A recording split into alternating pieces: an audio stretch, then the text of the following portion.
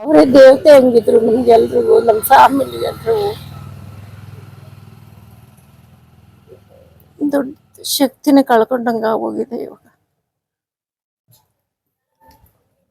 ನನ್ಗೆ ಆ ದುಃಖದಲ್ಲಿ ಏನ್ ಮಾತಾಡ್ಬೇಕು ಅಂತ ಗೊತ್ತಾಗ್ತಾ ಇಲ್ಲ. ನಮ್ಮ ತಂದೆನೂ ಆರಾಧನೆ ಇದೆ ನಾಳೆ, ನಾವು ತಾಯಿ ಮನೆಗೆ ಅಂತ ಹೋಗಿದ್ದೆ, ನನಗೂ ಗೊತ್ತಿರ್ಲಿಲ್ಲ.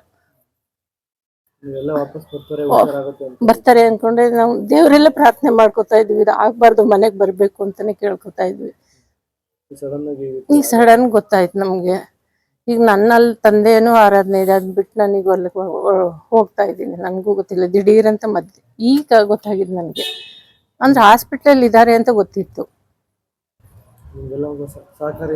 ಹೌದು, ಸಹಕಾರಿ ತುಂಬಾನೇ.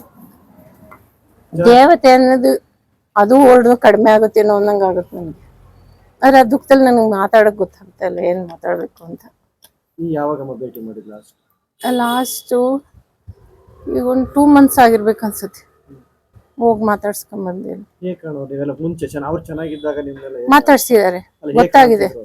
ಅಯ್ಯೋ ತುಂಬಾ ಚೆನ್ನಾಗಿ ಕಾಣೋರು, ಮಕ್ಕಳ ತರ. ನಾವು ನಮಗ್ ತಾಯಿಗಿಂತ ಹೆಚ್ಚು ಅವ್ರು ನಮ್ಗೆ. ಈಗ ಹೋಗ್ತಾ ಇದ್ದೀವಿ. ಅವರನ್ನ ನೀವು ತುಂಬಾ ಹತ್ರದಿಂದ ನೋಡಿದಂಗೆ ಏನ್ ನೆನ್ಸ್ಕೊಳ್ಳಿ?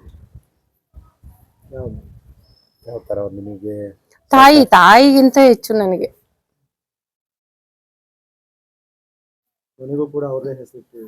ಹೌದು, ಎಲ್ಲೋದ್ರು ಎಲ್ಲದ್ರಲ್ಲೂ ನಾನು ನೆನ್ಸ್ಕೊತೀನಿ ಅವ್ರನ್ನ. ಪ್ರತಿ ಒಂದೇ ಹೌದು, ಅವ್ರನ್ನ ಕಳ್ಕೊಂಡಿರೋದು ನನಗೆ ತುಂಬಾನೇ ದುಃಖ ಆಗ್ತಾ ಇದೆ.